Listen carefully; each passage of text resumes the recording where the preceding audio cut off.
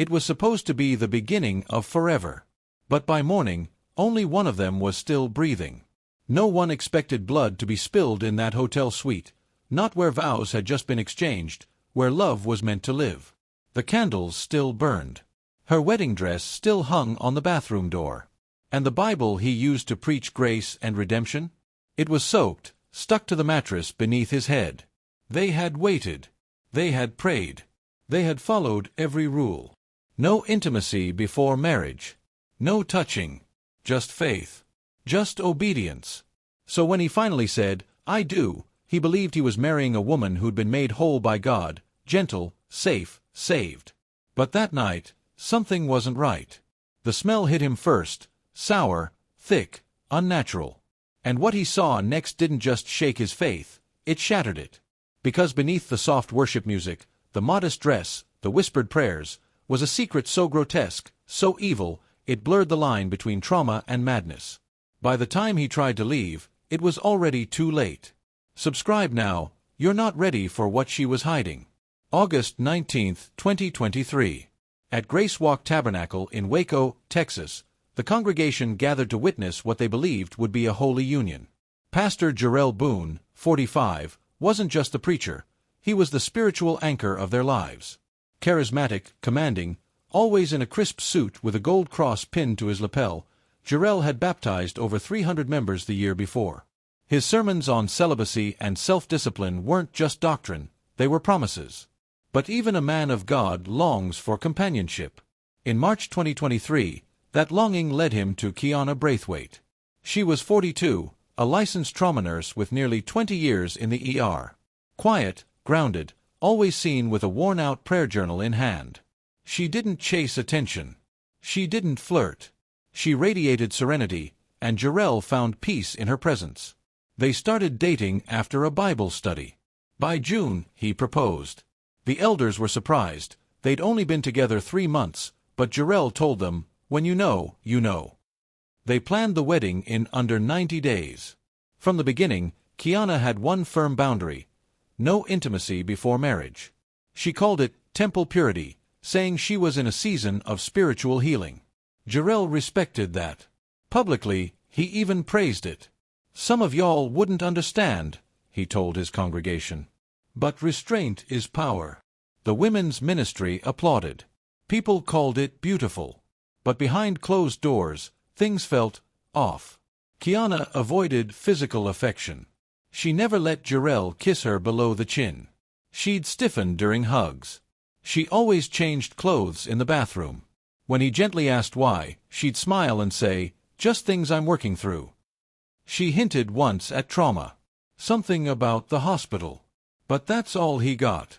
Jerel told his best man, Don, that it wasn't easy. But he held the line. He believed the wait would be worth it.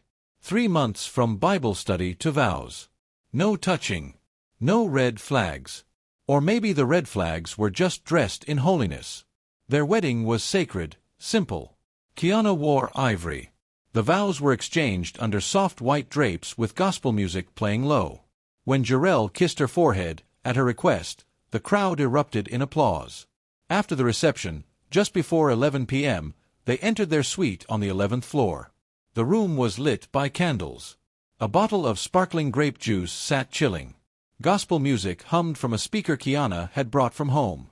At 11:27 p.m., they sat on the edge of the bed. Kiana led the prayer.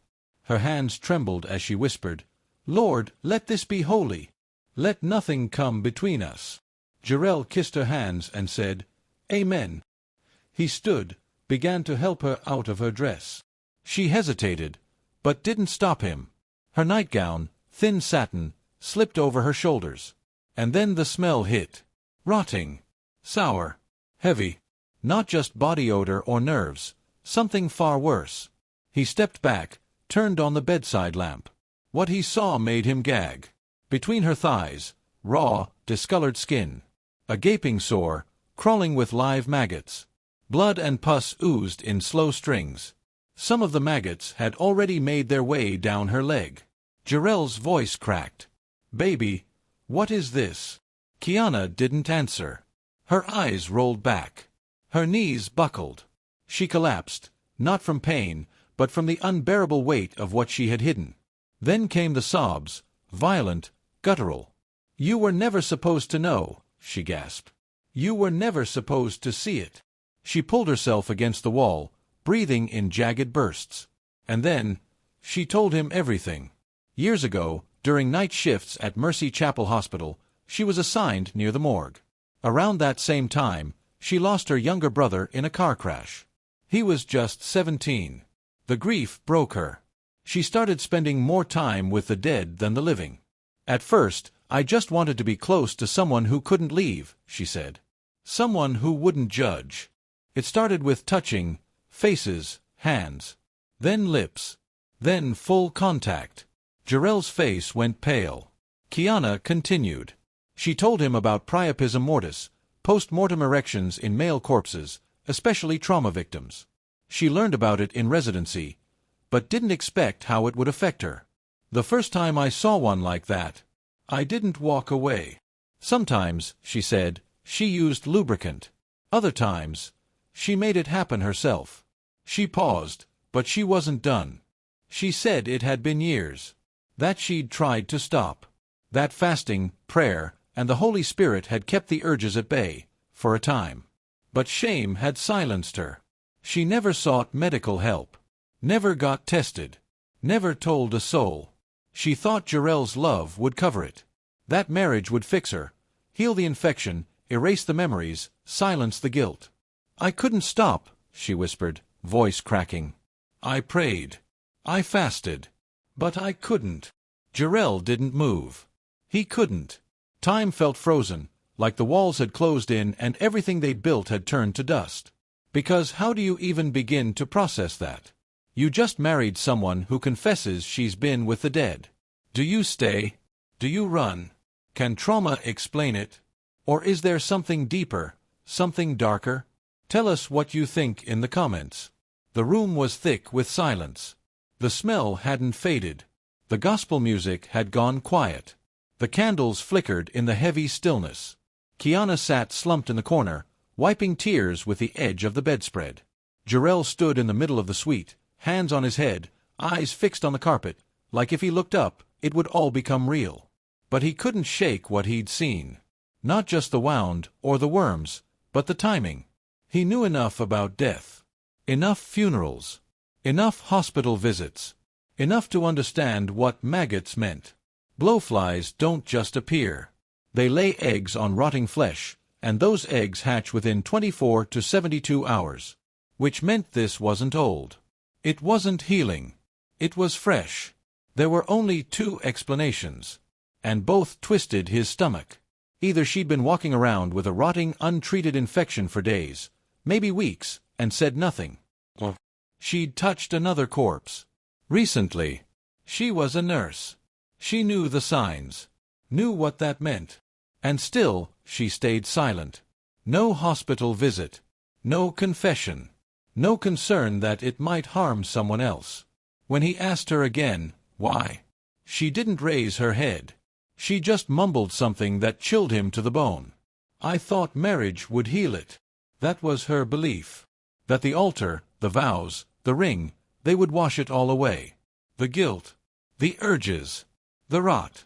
As if walking down an aisle could rewrite her past. Jerel snapped. He walked to the far end of the suite, pacing, trying to breathe. His jaw clenched. His hands trembled. When he turned to her, his voice was low but final. "I'm calling the board. And the police. You need deliverance, but not as my wife." And with that one sentence, everything shifted.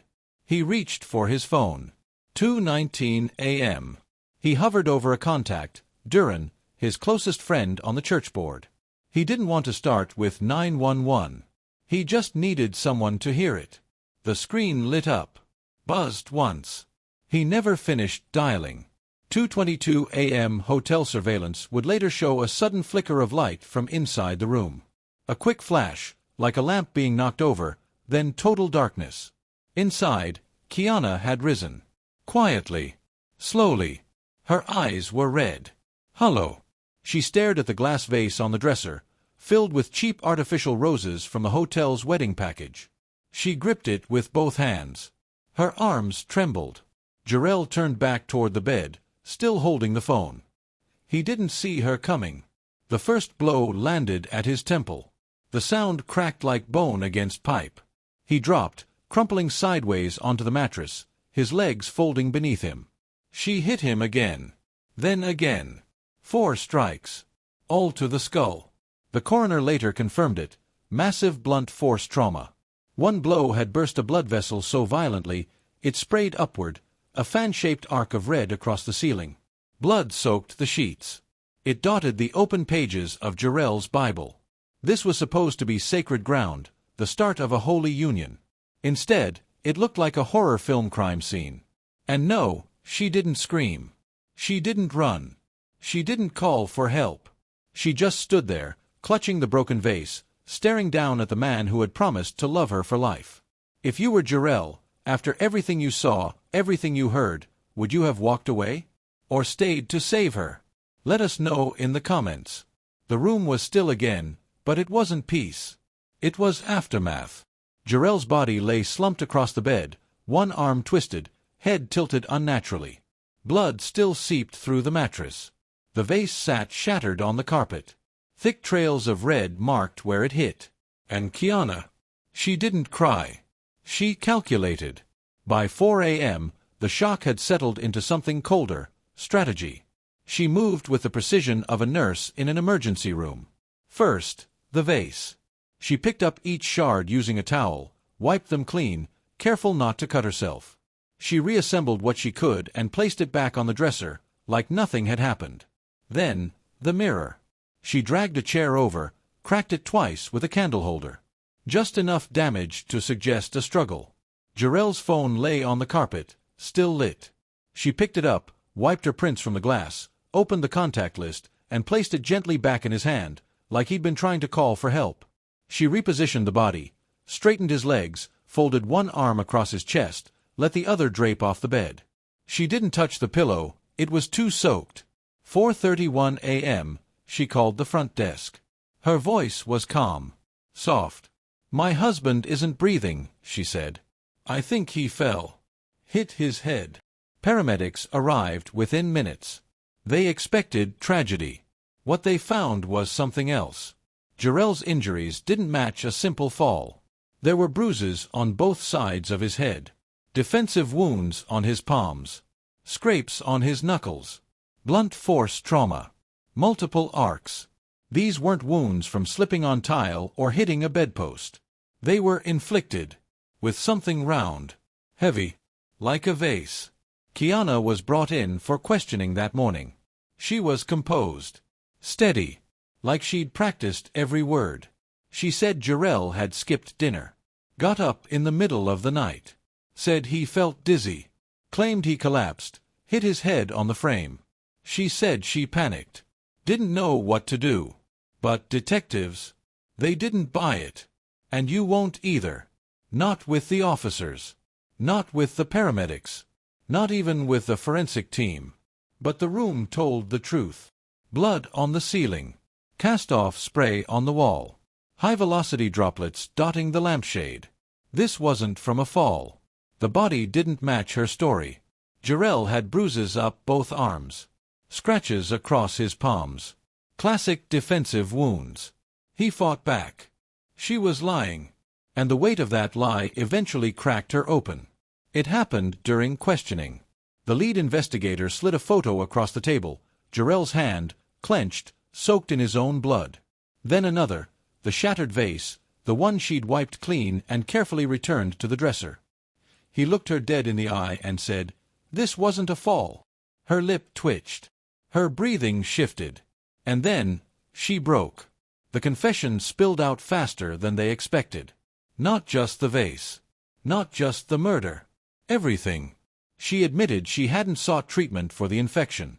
That shame had kept her from walking into a doctor's office, even when she knew something was wrong. She told them how she convinced herself that love, that marriage, would cleanse her. She said it again, "I thought it would go away. I thought if I became a wife, God would take it." But what followed was darker than anyone in that room was prepared for. She talked about the hospital. The morgue. About grief. About her younger brother, 17 years old, killed in a car crash with no warning, no goodbye. And then came the word no one expected, necrophilia. She didn't call it sickness. She called it connection. It started with small touches. Then lips. Then more.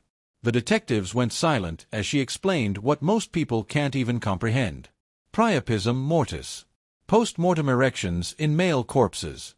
How her medical knowledge helped her identify the signs, and how she used it for acts no one ever should. They asked, "Did you stop?" She paused too long, and then whispered, "Not completely." She didn't name a body. She didn't give a date.